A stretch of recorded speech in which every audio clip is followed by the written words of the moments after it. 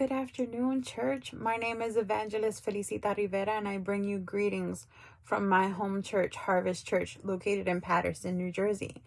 And it gives me great honor to stand behind the sacred desk of Bishop Dr. Edward Ramirez and bring you today's message, The Power of Prayer and Fasting. Prayer and fasting is a vital tool that we have in our arsenal that the Lord gives us and instructs us all throughout Scripture. We see all throughout Scripture where we see Jesus himself taking several times to separate and get clarity and direction from the Lord. And he gives us the blueprint of what we should be doing. And prayer, we need to understand that prayer is defined as the communication with God, a way to build that relationship with the Lord. Just like when we're starting out that relationship with our significant others or somebody that we're interested in, and we're constantly on the phone with them, texting them, calling them, just seeing how their day is going. The Lord desires that of us. The Lord desires us to separate and be in communication with him. And Philippians 4:6-7 says, he tells us, don't be anxious about anything, but in every situation, by prayer and petition with thanksgiving, present your requests to the Lord. Prayer is so important because it strengthens our relationship with God.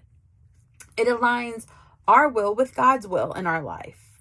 And it provides us peace and guidance in difficult times that we will face, because the Bible tells us that we will face difficult situations. And fasting is the second component, where we voluntarily give up and restrain from food, or some people do texting, some people restrain from going on social media, because a lot of people are addicted to social media. That the first thing that they do when they wake up in the morning is grab that phone. But the most thing, a lot of us need food to survive, and a lot of us depend on food, and abstaining from food is what a sacrifice. It gives us discipline that draws us closer to the Lord, because when you get hungry, you'll be like, hey, Lord, I need you to get through this. If you dive into his word, he will fill you. I know a lot of people think that that's crazy, but I'm like, there have been times where right before a church service, I could be starving, but I'm like, hey, the pastor's going to give us a word directly from the Lord, and it's going to fill me. It's going to fill me. And that hunger, I'm not even thinking about it like 2 minutes later. When we're praying and fasting, we shouldn't look outside to the world and look like, ugh, here I am, I'm fasting. No. We're supposed to look like we look right now. Like we had just a great plate of food. But it's what's strengthening our spiritual muscles. Just like when we go into the gym and eat healthy to take care of our earthly vessels, we are fasting and praying to basically build our spiritual muscles. And it's what gives us the tools to be able to face those circumstances that are going to come our way in life. And we get communication and clarity from the Lord and get our breakthrough directly from God in situations that there are certain things that only by prayer and fasting that those strongholds are going to break.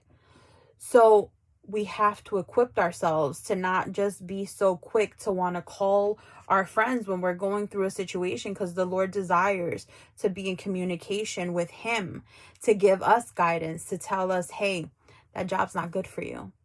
So are you going to put God first and get your spiritual muscles for the battles that come ahead, so that you know how to face them going forward, that you don't have to, that you basically live out Philippians 4:6-7, where you're not anxious about anything, but you're praying that you know that the Lord has that situation in his hands and he's going to work it for your good.